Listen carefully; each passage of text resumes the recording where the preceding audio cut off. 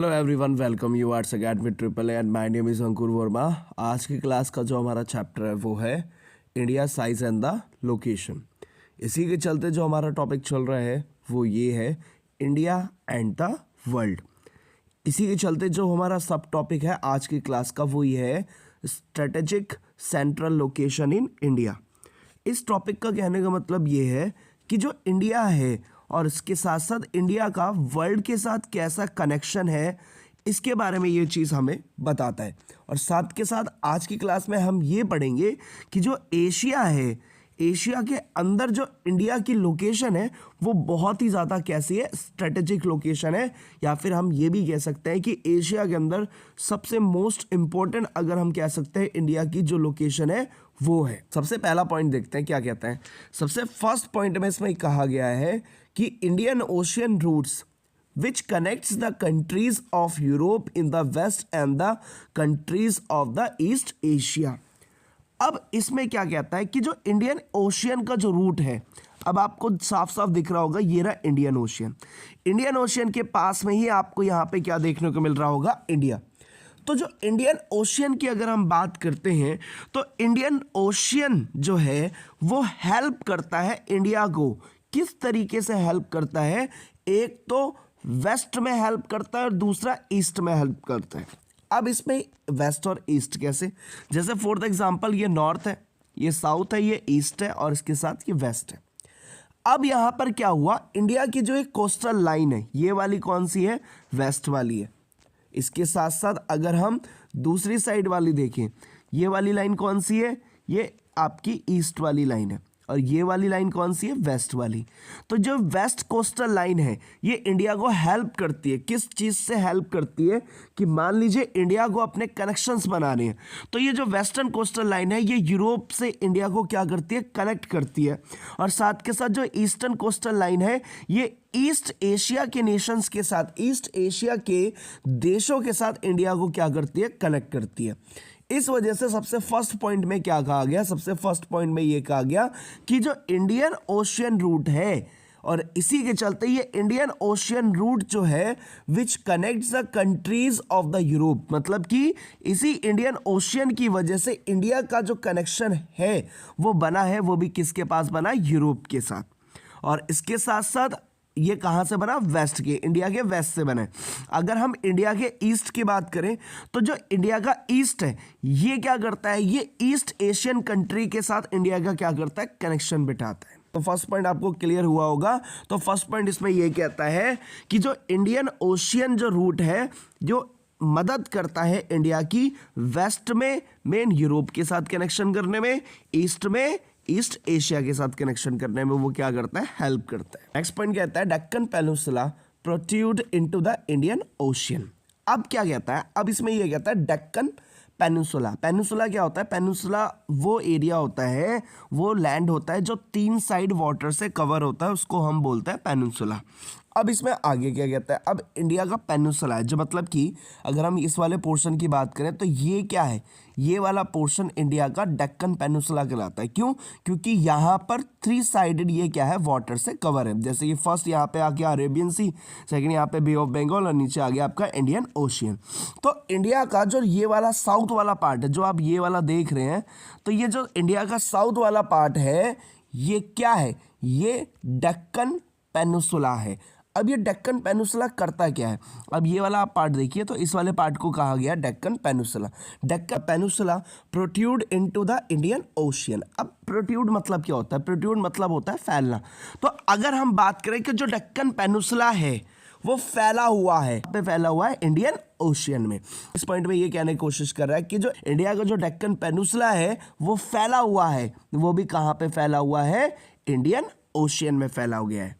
Next point बढ़ते हैं। Next point क्या कहता है कि जो ये यहाँ पे फैला हुआ पोर्शन है वही इंडिया की क्या करता है? बहुत ज़्यादा हेल्प करता है। कैसे?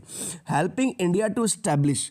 अब ये कहता है कि जो इंडिया का जो साउथ का जो ये डेक्कन पेनिनसुलर वाला जो एरिया है ये इंडियन ओशियन में ज़्यादा फैला हुआ है, तो ये इंडिया की हेल्प करता है। किस चीज़ में हेल्प करता है? To establish close contact with the west Asia, Africa, Europe from the western coast. अब यहाँ पर ये कहता है कि जो ये यहाँ पे इंडिया का यहाँ पर जो ये पेनिसुला जो फैला हुआ है, डेक्कन पेनिसुला जो फैला हुआ है, ये इंडिया की हेल्प करता है। कैसे हेल्प करता है? इंडिया की हेल्प ऐसे करता है क्योंकि जो ये वेस्ट कोस्ट है, मतलब कि जो वेस्ट कोस्टल एरिया है, ये क्या करता है, अब ये कनेक्शन किसके साथ बैठा रहा है? तो अब ये कनेक्शन बैठा रहा है, सबसे पहली जो कंट्री है वो बैठा रहा है मेन जो वेस्ट एशिया के साथ बैठा रहा है। ठीक है, ये रहा वेस्ट एशिया। ठीक, इसके साथ साथ मेन यूरोप के साथ कनेक्शन बिठा रहा है, इसके साथ साथ मेन किसके साथ, अफ्रीका के साथ क्या कर रहा है, कनेक्शन बिठा रहा है।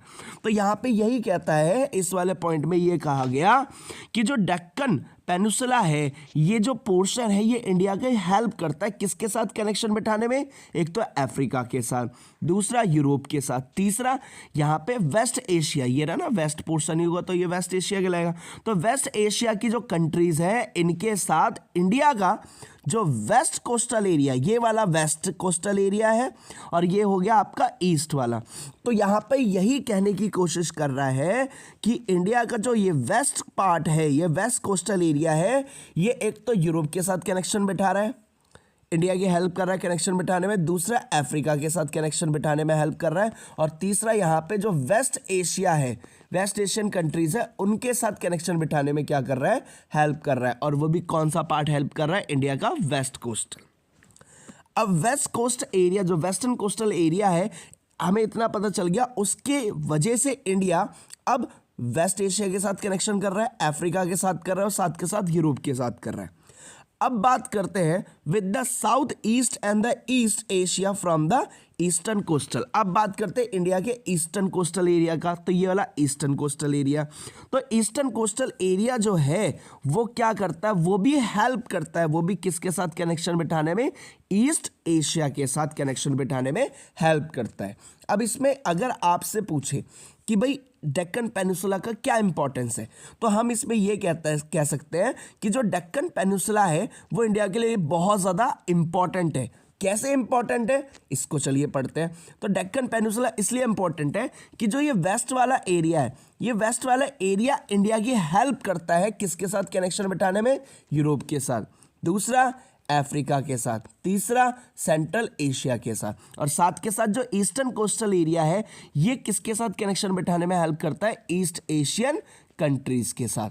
तो इस वजह से हम ये कह सकते हैं कि इंडिया की जो लोकेशन है एशिया में बहुत ही ज़्यादा क्या है, स्ट्रेटेजिक है या बहुत ही ज़्यादा इंपॉर्टेंट है।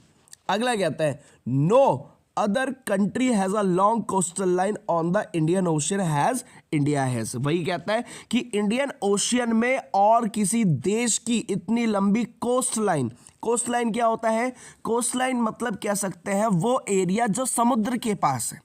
ठीक है, कि मतलब इंडिया की जो कोस्ट लाइन है वो बहुत ज़्यादा क्या है, लंबी है, जितना और ज़्यादा देशों की नहीं है। तो यहाँ पे यही कहता है कि इंडिया के जो कोस्टल एरिया है, जो कोस्टल लाइन है, वो बहुत ही ज़्यादा कैसी है, लॉन्ग है अदर कंट्रीज से, और इसी की वजह से इंडिया की इतनी लंबी कोस्टल लाइन होने की वजह से यहाँ पे जो ओशियन है उसका नाम भी क्या पड़ गया, इंडियन ओशियन पड़ गया। तो यहीं पे कहता है it is India's eminent position in the Indian ocean, और इसके साथ साथ मेन इंडिया की बहुत ही ज़्यादा मोस्ट इंपॉर्टेंट पोजीशन हम देखते हैं वो भी इंडियन ओशियन में। इसी की वजह से which justify the naming of an ocean after it, इसी वजह से ये चीज़ जस्टिफाई करती है जिसकी वजह से यहाँ पर इस ओशियन का नाम क्या रखा गया, इंडियन ओशियन रखा गया। तो एक बार फिर से स्टार्टिंग करते हैं, स्टार्टिंग करके हम ये पता चल जाएगा कि इंडियन ओशियन का नाम इंडियन ओशियन ही क्यों रखा गया, क्या ऐसा रीज़न था जिसकी वजह से इंडियन ओशियन का नाम इंडिया के नाम पे रखा गया। तो सबसे फर्स्ट इसमें पॉइंट क्या आता है कि Indian ocean routes which connects the countries of the Europe in the west and the countries of the East Asia, कि जो इंडियन ओशियन है, इंडियन ओशियन के रूट की वजह से इंडिया जो है वो मेन किसके साथ कनेक्ट कर सकता है, यूरोप के साथ कनेक्ट कर सकता है, और साथ के साथ ईस्ट एशिया के साथ कनेक्शन बिठा सकता है और बैठाता भी है। और साथ के साथ अगला इसमें क्या आता है कि जो डेक्कन पेनिसुला है, डेक्कन पेनिसुला अगर हम बात करें इंडिया की, तो ये वाला जो पोर्शन है इसको कहा गया डेक्कन पेनिसुला। तो डेक्कन पेनिसुला इंडिया की हेल्प करता है मेन वेस्ट एशिया के साथ कांटेक्ट बिठाने में, इसके साथ यूरोप के साथ कांटेक्ट बिठाने में और अफ्रीका के साथ कांटेक्ट बिठाने में।